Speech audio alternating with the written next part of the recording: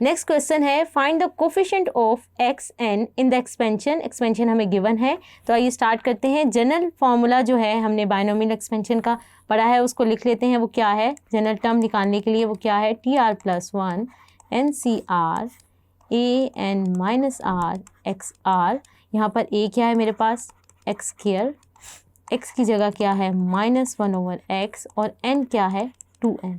तो इस फॉर्मूले में प्लग कर देते हैं तो क्या आ जाएगा, टी आर प्लस वन, अभी आर हमने निकालना है, एन की जगह मैं डालूँगी 2n सी आर, ए की जगह एक्स स्क्वायर आ जाएगा और एन की जगह 2n माइनस आर, और एक्स आर लिखूँ तो क्या आ जाएगा माइनस वन ओवर एक्स की पावर आर। इसको थोड़ा सिंप्लीफाई कर लेते हैं, 2n आर, ये क्या आ जाएगा एक्स 4n माइनस 2r, और यहाँ से क्या आ जाएगा, अगर मैं इसको यूँ लिख लूँ माइनस 1r और x की पावर को अलग कर लूँ तो ये माइनस जब ऊपर जाएगा तो क्या हो जाएगा माइनस r बन जाएगा। तो ये हमने लिख लिया ताकि हम x की जो है क्या है पावर्स को कंबाइन कर सकें।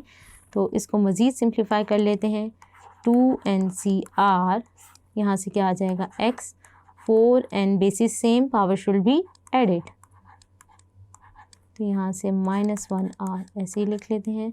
तो अगर x वाली टर्म हम देखें तो वो क्या आ जाएगी 4n माइनस यानी -3r बन जाएगी। अब हमारे पास रिक्वायर्ड कंडीशन क्या है, xn, हमने xn in the expansion find करना है, तो इसको किसके बराबर कर देंगे xn के। तो यहाँ से n क्या आ जाएगा हमारे पास, n equal to 4n minus 3r। अगर मैं इसको सॉल्व कर लूँ तो ये क्या आ जाएगा 3n, यहाँ से अगर r इधर ले जाएं तो ये 3n 3r, और यहाँ से कंडीशन r क्या आ जाएगा n के बराबर। तो हमने r की वैल्यू फाइंड आउट कर ली, वो क्या आ गई n।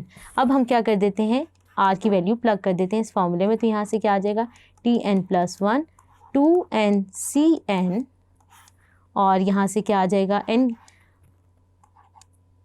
r की जगह हमने क्या पुट कर देना है n, तो ये क्या आ जाएगा 2n माइनस n, यहाँ पे क्या आएगा n, और -1 की पावर n, क्योंकि r n के बराबर है, और साथ क्या लिखेंगे हम x की पावर, अगर हम यहाँ पे लिख लें 4n माइनस 3 x की पावर माइनस r, तो माइनस n यहाँ पे लिख लेते हैं, और इसको मज़ीद सिंप्लीफाई कर लें 2nCn, तो ये क्या आ जाएगा x2n माइनस n, तो ये xn बन जाएगा, और ये आ जाएगा -1n। तो अगर मैं 2nCn को खोल लूँ तो क्या होता है, हमें पता है NCR का फार्मूला हमने पढ़ा हुआ है, वो क्या होता है 2n factorial over n factorial n minus r factorial. तो ये क्या आ जाएगा, ये चीज़ बन जाएगी xn, साथ लिख देते हैं -1 की पावर n।